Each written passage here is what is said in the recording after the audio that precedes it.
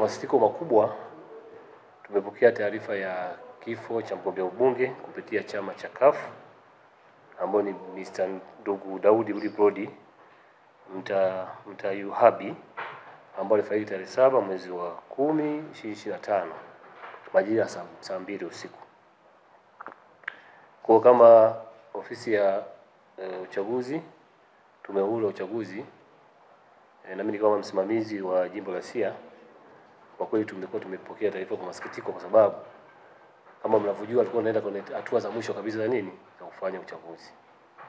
Sasa sitakuwa na maneno mengi. Sasa ni taarifa tu kwa mujibu wa kanuni na taratibu. Inapotokea jambo kama hilo, ni nini kinatakiwa kifanyike.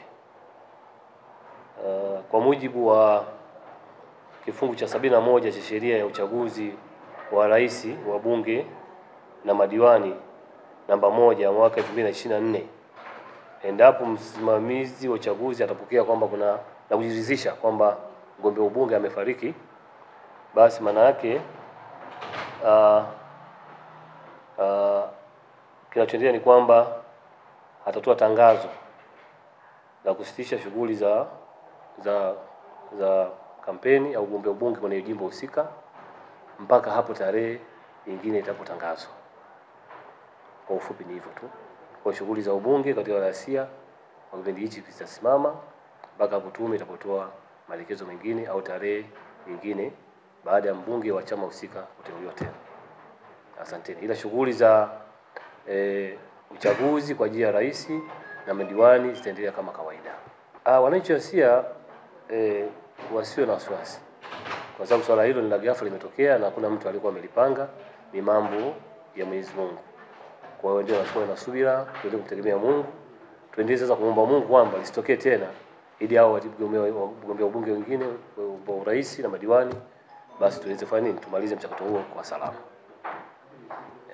Adam Ramadhani Mgumi ni katibu chama cha wananchi CUF wilaya ya Siha.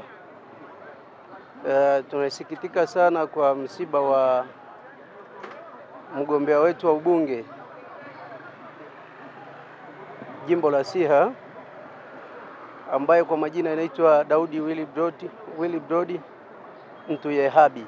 Sisi tunalaani hali kama hizi kutokea, kwa mgombea wetu kushambuliwa vikali namna hii, lakini pia wito wetu sisi ni kwamba iko haja ya vyombo vya ulinzi na pia na wadau mbalimbali kufuatilia kwa ukaribu, lakini pia kupinga vitu kama hivi, kwa sababu ni vitu ambavyo vinaleta tafrani kwa jamii.